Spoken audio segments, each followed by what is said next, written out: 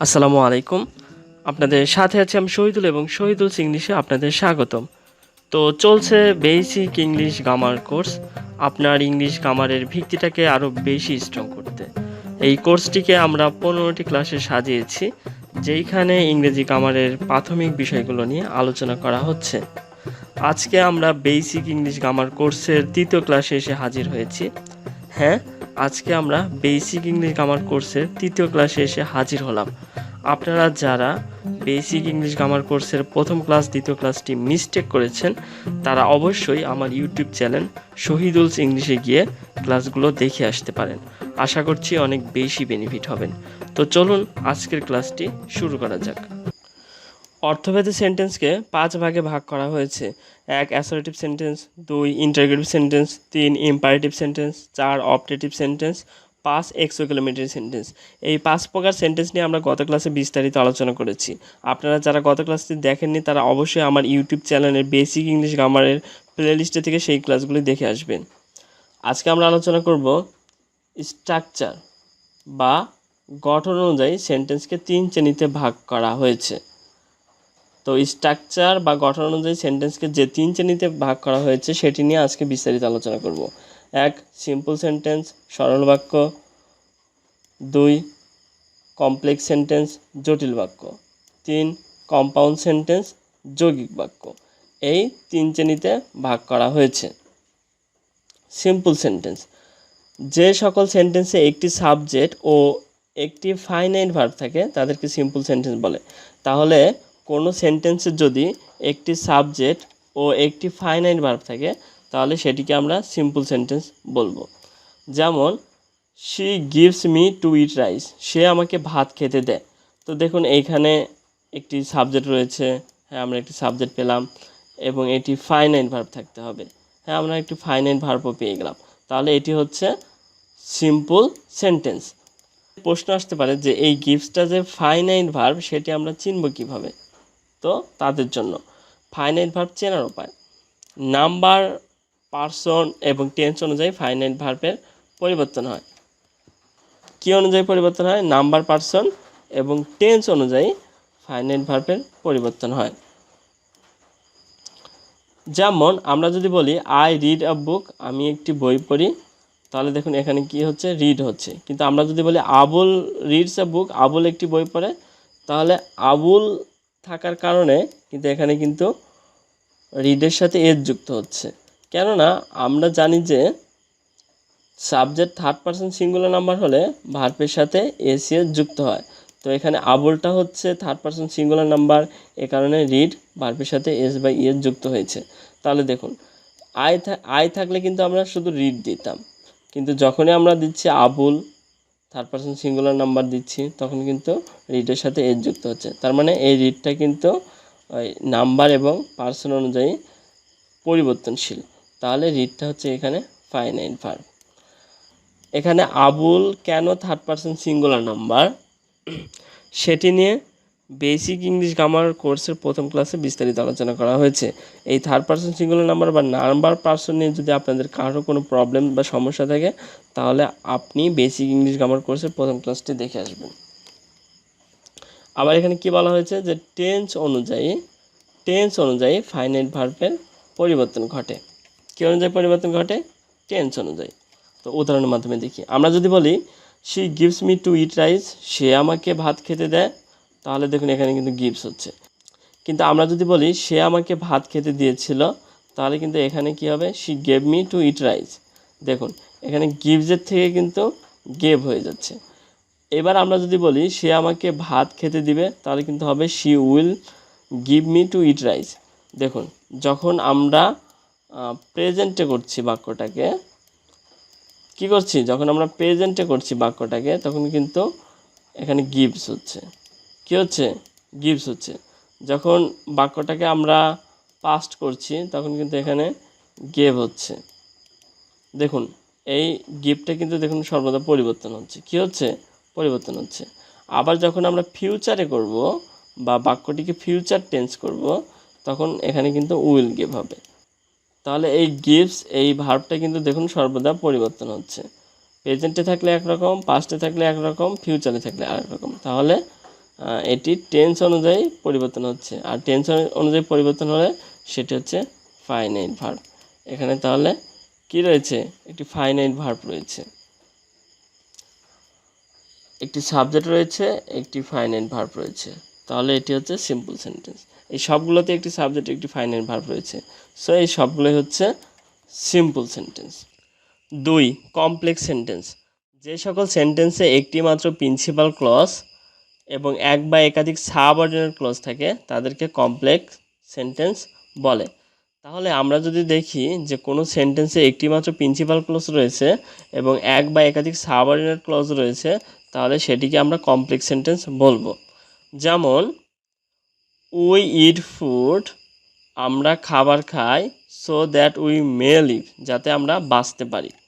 দেখুন এখানে we eat food এটি হচ্ছে কি একটি প্রিন্সিপাল ক্লজ, এবং so that we may live এটুকু হচ্ছে সাবঅর্ডিনেট ক্লজ। তাহলে আমরা এই বাক্যে একটি প্রিন্সিপাল ক্লজ পেলাম এবং একটি সাবঅর্ডিনেট ক্লজ পেলাম, তাহলে এটি হচ্ছে কমপ্লেক্স সেন্টেন্স। আর উই ইট ফুড এটি কেন প্রিন্সিপাল ক্লজ এবং so that we may live এটিকে কেন সাবঅর্ডিনেট ক্লজ বলা হয়, এটি নিয়ে আমরা একটু পরে বিস্তারিত আলোচনা করব। প্রিন্সিপাল ক্লজ এবং সাবঅর্ডিনেট ক্লজ দুটি দ্যাট, হোয়াট, হুইচ ইত্যাদি কোঅর্ডিনেট কনজাংশন দ্বারা যুক্ত থাকে। কমপ্লেক্স সেন্টেন্সে বেশিরভাগ ক্ষেত্রে দ্যাট, এই জায়গায় কী থাকবে, দ্যাট, হোয়াট, হুইচ ইত্যাদি দ্বারা কী হবে, যুক্ত হবে। আর এই অংশটিকে কেন আমরা প্রিন্সিপাল ক্লজ বলছি সেটি নিয়ে আমরা এখন আলোচনা করব।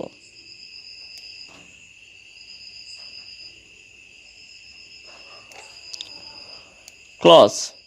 ক্লজ হচ্ছে যে শব্দ সমষ্টিতে একটি সাবজেক্ট ও একটি ফাইনাইট ভার্ব থাকে এবং বড় সেন্টেন্সের অংশ হিসেবে ব্যবহৃত হয় তাকে বলে ক্লজ।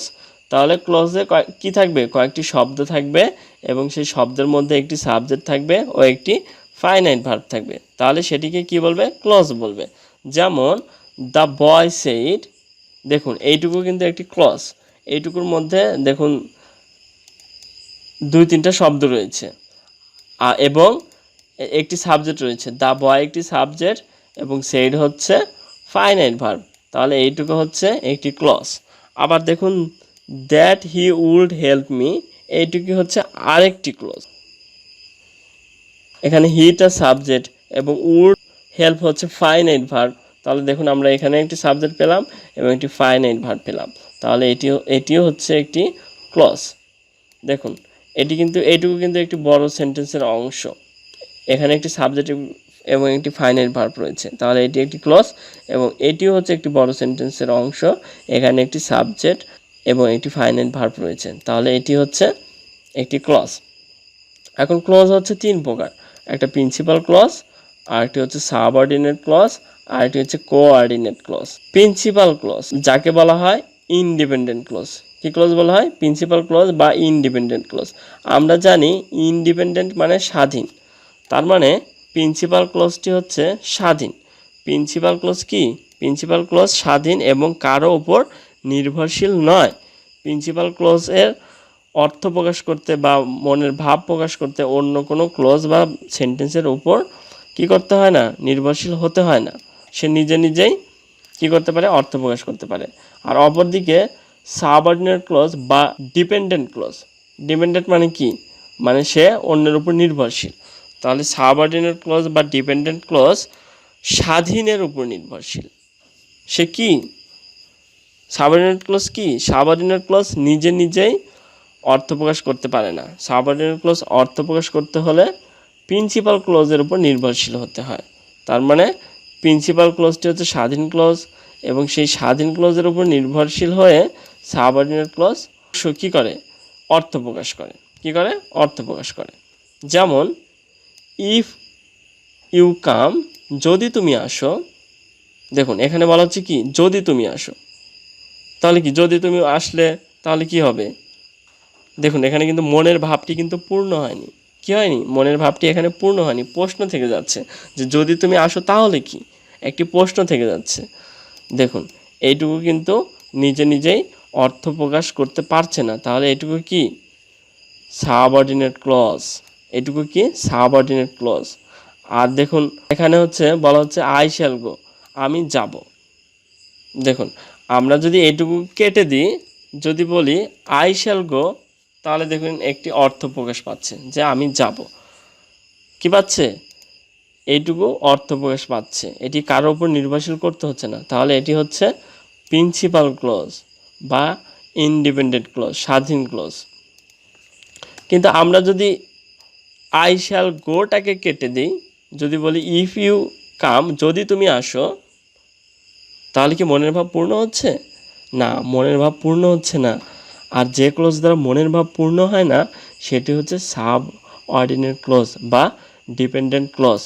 কিন্তু এখানে যদি আই শ্যাল গোটা লাগানো হয় তাহলে দেখুন এটুকু কিন্তু মনের ভাব প্রকাশ পাচ্ছে যে ইফ ইউ কাম, যদি তুমি আসো, আই শ্যাল গো, আমি যাব। যদি তুমি আসো আমি যাব। আশা করছি প্রিন্সিপাল ক্লজ এবং সাবঅর্ডিনেট ক্লজটা বুঝতে পেরেছেন। তারপরে আমি আরেকটি উদাহরণ দিচ্ছি। We enjoyed the cricket match, আমরা খেলাটি উপভোগ করেছিলাম। হুইচ ওয়াজ অ্যামেজিং, যেটা ছিল আশ্চর্যজনক। আমরা যদি হুইচ ওয়াজ অ্যামেজিং এটুকু বাদ দিয়ে যদি বলি we enjoyed the cricket match, আমরা ক্রিকেট খেলাটি উপভোগ করেছিলাম, তাহলে দেখুন একটি অর্থ প্রকাশ পাচ্ছে। কি পাচ্ছে? একটি অর্থ প্রকাশ পাচ্ছে বা মনের ভাব প্রকাশ পাচ্ছে। তাহলে এটি হচ্ছে প্রিন্সিপাল ক্লজ। এটি কি ক্লজ? Principal clause. কিন্তু আমরা যদি বলি এইটুকু বাদ দিয়ে যদি বলি হুইচ ওয়াজ অ্যামেজিং, যেটা ছিল আশ্চর্যজনক, তাহলে কী ছিল আশ্চর্যজনক? একটি প্রশ্ন আসছে বা মনের ভাব সম্পূর্ণরূপে পূর্ণ হচ্ছে না। তাহলে এটি কি হচ্ছে না? মনের ভাব সম্পূর্ণ পূর্ণ হচ্ছে না। সো এটি হচ্ছে কি সাবঅর্ডিনেট ক্লজ। কিন্তু আমরা যদি বলি we enjoyed the cricket match which was amazing, আমরা খেলাটি উপভোগ করেছিলাম যেটা ছিল আশ্চর্যজনক, এই পুরোটা লেখলে কিন্তু এইটুকু কিন্তু মনের ভাব প্রকাশ পাচ্ছে। তাহলে হুইচ ওয়াজ অ্যামেজিং এইটুকু হচ্ছে প্রিন্সিপাল ক্লজের উপর নির্ভর করে নিজের অর্থ প্রকাশ করছে বা নিজের ভাব প্রকাশ করছে। তাহলে এই হুইচ ওয়াজ অ্যামেজিং হচ্ছে সাবঅর্ডিনেট ক্লজ এবং we enjoyed the cricket match এইটুকু হচ্ছে কি ক্লজ? Principal clause. হ্যাঁ, প্রিন্সিপাল ক্লজ। কোঅর্ডিনেট ক্লজ, যা সাধারণত অ্যান্ড, বাট, অর, ফর দ্বারা যুক্ত হয়। শর্টকাট স্ট্রাকচার: প্রিন্সিপাল ক্লজ, মাঝখানে কোঅর্ডিনেট কনজাংশন এবং লাস্টে আরেকটি প্রিন্সিপাল ক্লজ। তার মানে ফার্স্টে থাকবে একটি প্রিন্সিপাল ক্লজ এবং লাস্টে আরেকটি প্রিন্সিপাল ক্লজ থাকবে এবং মাঝখানে থাকবে কোঅর্ডিনেট কনজাংশন। এখানে অ্যান্ড, বাট, অর, ফর হচ্ছে কোঅর্ডিনেট কনজাংশন। মাঝখানে কি বসবে? এই অ্যান্ড, বাট, অর অথবা ফর এই মাঝখানে বসবে এবং প্রথমে একটি প্রিন্সিপাল ক্লজ এবং লাস্টে একটি প্রিন্সিপাল ক্লজ। যেমন শি ইজ এ পোর, সে গরিব। দেখুন এটি কিন্তু একটি প্রিন্সিপাল ক্লজ। এই যে প্রিন্সিপাল ক্লজ এবং মাঝখানে হবে কোঅর্ডিনেট কনজাংশন।